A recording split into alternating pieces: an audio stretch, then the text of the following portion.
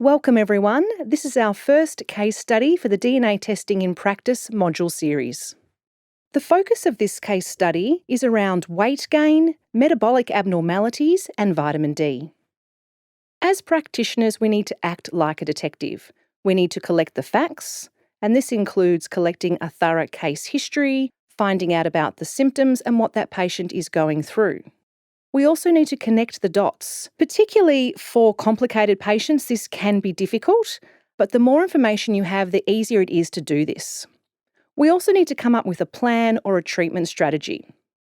The patient in this case study is actually a medical doctor himself. And as you will see as I go through the results, he's already made significant lifestyle and dietary changes and added in a number of supplements which have actually helped his recovery. But what he wanted was to personalise and adjust his treatment strategy based on his genetics and inherited susceptibilities.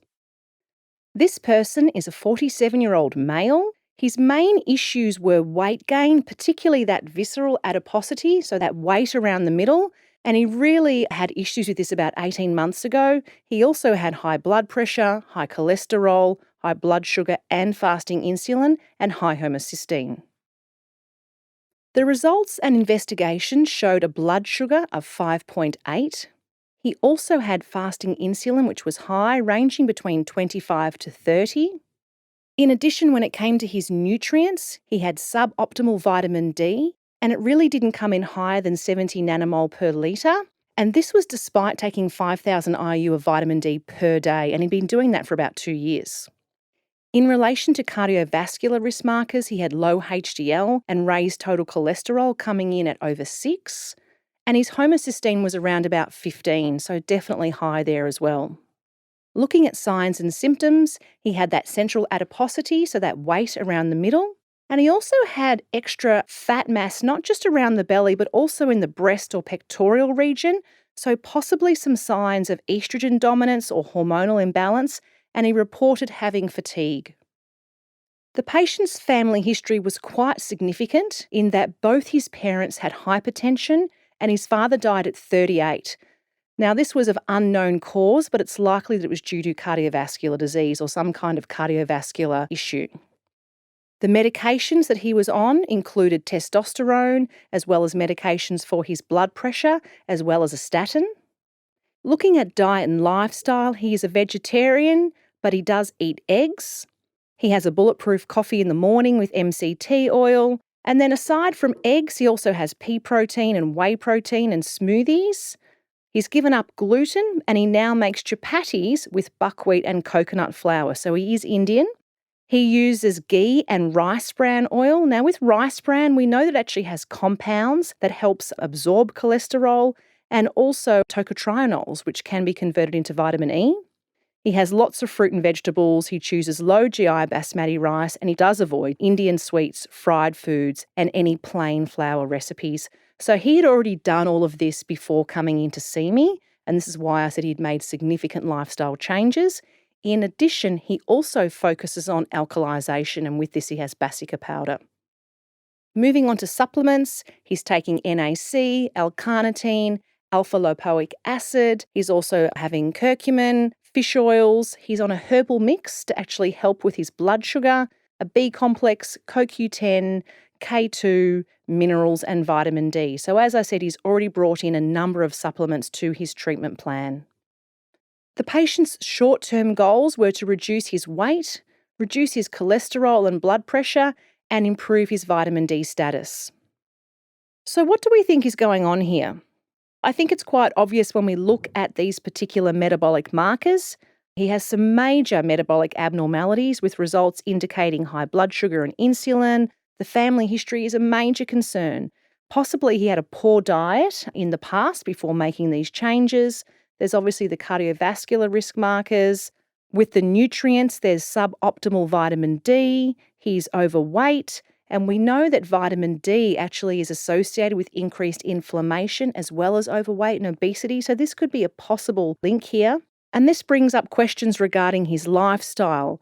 What is his sleep quality like? What's his exercise? How long is he working each day? Is he highly stressed?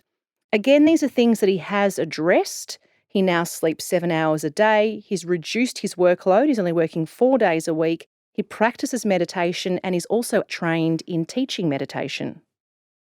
Looking at this case, we can see there are numerous metabolic risk factors and a strong family history. And remember, these metabolic risk factors and the overweight, particularly around the middle, was really around sort of 18 months ago. And in the last 18 months, he's been making significant lifestyle changes. But at that point, when he was still overweight and getting these results, he had markers of insulin resistance, cardiovascular disease, and really when we put all this together, he has metabolic syndrome. There are other things I'd like to check. If there was further testing to be done, I'd definitely be wanting to know what his inflammation markers, things like CRP, and what's his oxidative stress like.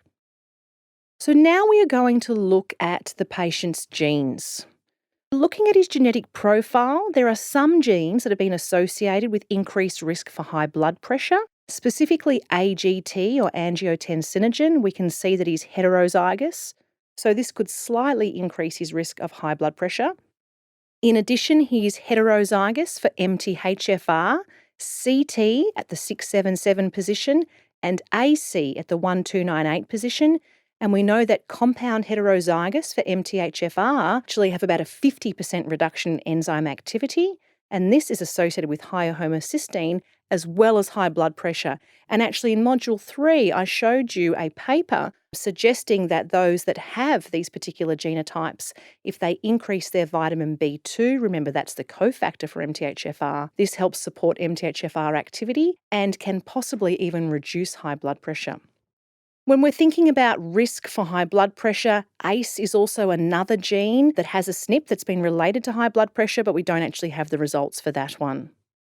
Looking at the antioxidant SNPs, and the reason why I'm looking at antioxidant SNPs is because oxidative stress really is a concern. Someone that has high cholesterol, what we're concerned about is that oxidized LDL. That is a strong predictor of cardiovascular disease. So in relation to his antioxidant capacity, the superoxide dismutase or SOD2 or MNSOD, he is heterozygous, so possibly not breaking down some of those free radicals as well. The other antioxidants were okay. He also has the heterozygous, so one wild type 1 variant for PON1. Paraoxinase 1 is an antioxidant. It breaks down things like organophosphates, but we also know that it's an antioxidant and it's associated with oxidized LDL. So those who are homozygous are at increased risk for oxidized LDL and cardiovascular disease. Looking at the genes that are particularly related to high homocysteine, remember he's got that homocysteine of about 15. As I mentioned, he's compound heterozygous for MTHFR, which is a significant risk factor for high homocysteine. He has also inherited the MTHFD1 1958 SNP there, so he's homozygous plus. We know this is associated with that lower folate that can then feed into the pathway and may result in increased homocysteine.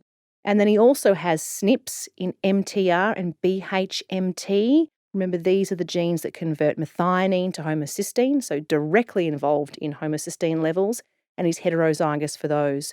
So all of these together, including CBS as well, that's slow, will genetically increase his risk for high homocysteine. So I would say based on this, he does have a genetic predisposition for the higher levels, and that can partly explain the levels that we've seen in his blood test results. Looking at genes that are associated with cholesterol and cardiovascular disease, he is heterozygous for FADS1, that's fatty acid desaturase 1. That can possibly influence his fatty acids and cholesterol and may decrease his levels of the omega-3s. We know these are important. They're anti-inflammatory and can help reduce risk for cardiovascular disease. I mentioned he's got the PON1. We know that's a marker of cardiovascular disease as well for those that inherit those SNPs. And I also wanted just to mention that he is normal or has inherited the wild type for F2, remember that's prothrombin, and F5, factor V Leiden. I've really only highlighted the genes here where he's inherited something that increases his risk or may be associated with some of these markers. I wanted to mention these because they are a big issue for vascular disorders and he is normal, so that is a good thing. Also, there may be some issues with his hormones and the estrogens. So, looking at those estrogen and hormone related SNPs, he's heterozygous for the CYP19A1. That's aromatase. That's what converts testosterone to estrogen. So, he's possibly converting that testosterone to estrogen a little faster, making a little more estrogen. He is also heterozygous for CYP1B1. That's what converts estrogen into the 4-hydroxy metabolites. So this makes me think, does he have these 4-hydroxy metabolites which could increase his risk for oxidative stress? Based on this, we did have a discussion about some further testing. He's heterozygous for COMT, catechol O-methyltransferase. This is what is required to clear these estrogens from the body, so he's possibly a little bit slower there. We want to ensure that we can give plenty of Bs and magnesium to support that. And he's also heterozygous for the progesterone receptor. So all of these may play a role in this hormonal imbalance that we're likely seeing. I mentioned that he had been taking 5,000 international units per day for 2 years and his vitamin D levels hadn't actually gone higher than 70 nanomole. When we look at the vitamin D genes, which I will show on the next slide, you'll see he really has inherited a lot of SNPs here that increase his need and requirement for vitamin D. In relation to B12, he is the wild type, which is the secretor. So he's a secretor for FUT2, fucosyl transferase 2. What this means is that may be beneficial for gut health, but not so good for B12, and in particular vegetarians. He is a vegetarian. Those that inherit this particular genotype are significantly at increased risk for being low or deficient in B12. So he really needs to be getting his B12 from supplements because he's likely not getting much from the diet. And in addition, he's heterozygous for that TCN2, transcobalamin 2. So he is likely to be lower in B12 and then possibly not transporting into the cells as efficiently. Finally, moving on to phase 2 detoxification, there are a few SNPs that stood out here. He had genetic variations in the N-acetyltransferases, the NAT2s. He is heterozygous for GSTP1, so the glutathione S transferase, that important phase 2 detox enzyme, and he's heterozygous for NQO1, quinone reductase. He's on a statin. We know that those people on statins can benefit from CoQ10. He's got a SNP that shows us he doesn't convert very well from ubiquinone, the inactive CoQ10, to ubiquinol. And remember, this SNP, when we are homozygous, there is almost no enzyme activity. So these people really struggle to convert into the active form of CoQ10, and their antioxidant capacity and their ability to break down quinones is significantly reduced. So in this case, he's not homozygous, but that heterozygous result is still important and still worth noting, particularly in this case. I mentioned that I would show you the vitamin D results, and this is why. These vitamin D results really stood out to me. We know that vitamin D deficiency is associated with several metabolic disorders, including obesity, type 2 diabetes, and metabolic disorders.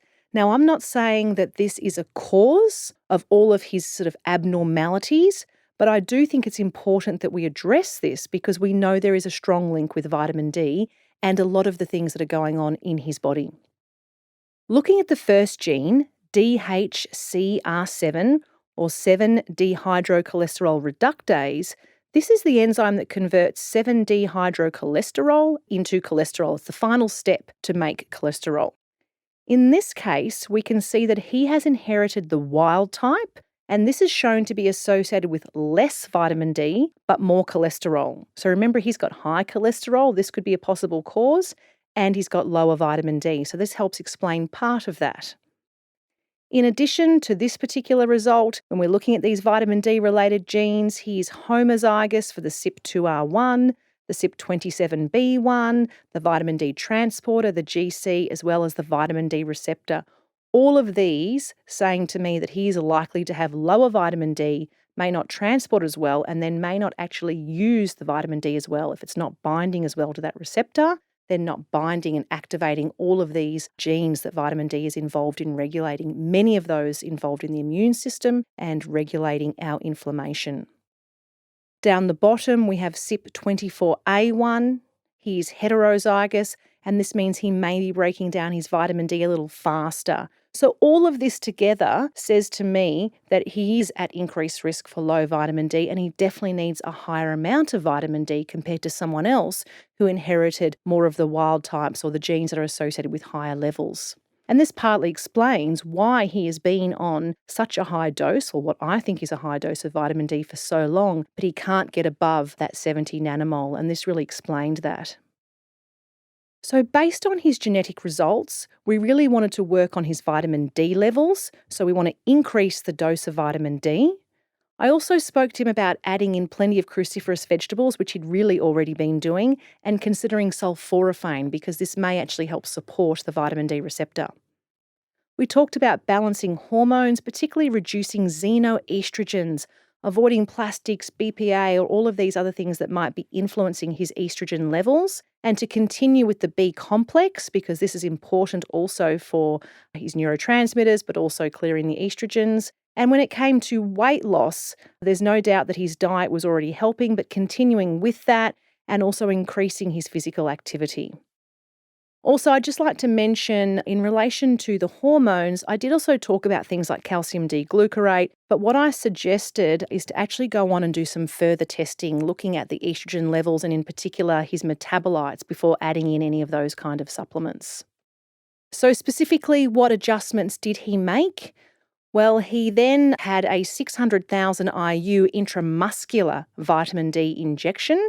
He planned to do that once every 6 months. I'd like to make a note that I didn't necessarily suggest such a high dose, but he went on, as I said, he's a medical doctor and decided to do that based on his genes. We changed to ubiquinol, so the activated form of CoQ10 based on the genetics and him being on a statin and the cardiovascular risk that he has. We changed his B complex to an activated form, having plenty of methyls based on all of those genes associated with methylation. Remember the MTHFR, MTHFD1, BHMT, MTR. I really think that the methylation support was important. We increased his dose of fish oils. We changed him to the omega trianols. And then to deal with the high blood sugars and the insulin, he has started intermittent fasting twice a week, and is predominantly eating protein and healthy fats during that. The practitioner himself, as our case study, has gone on to lose 20 kilos. Majority of that weight loss is actual fat mass, which is excellent. He's lost 20 centimetres around the middle, around his waist, and he's had to completely change his wardrobe. However, he still requires his medication. He actually said to me last week when we were talking about this case study, he thinks that the medication is not based on his genetics. He thinks this is not an inherited issue. However, I do think it's genetics. So even though he's addressed a lot of the things that we've talked about in this case study, if it was just environmental and he changed his diet and he's lost weight, I think he would be off the medication or definitely on a really low dose right now. But I do think genetics are a big part of this. Think about his family history. Both his parents had hypertension. His father died at 38. That's so young, likely of cardiovascular disease. There are actually a lot of genes that we haven't discussed here in relation to other metabolic factors, so perhaps they are coming into play. The updated results show that his blood sugar was 4.9, his fasting insulin went down to 10, homocysteine dropped to 8.5, and the anion gap was 14. After the 600,000 IU vitamin D shot, his levels went up to 95 nanomole per litre. He planned to have these vitamin D shots every 6 months, and it was approximately 6 months ago that I actually reviewed his genetics, so he's due for another quite soon. I have requested that he measure or test his vitamin D levels again before he actually has this shot to determine how quickly his levels have dropped and if he does actually need this next injection or he can delay it. So what is next for this patient? Really, his long-term goals are to maintain these healthy habits for life. He wants to reduce his medication and hopefully get off his medication and ultimately live a long and healthy life. So thank you for watching. I hope that this case study has shown you how genetic results can be helpful in explaining inherited predispositions such as the increased homocysteine and the low vitamin D, and then how we can use this information to more confidently advise patients on specific nutrients. And I'd just like to note here that I don't usually prescribe more than 5,000 IU of vitamin D per day.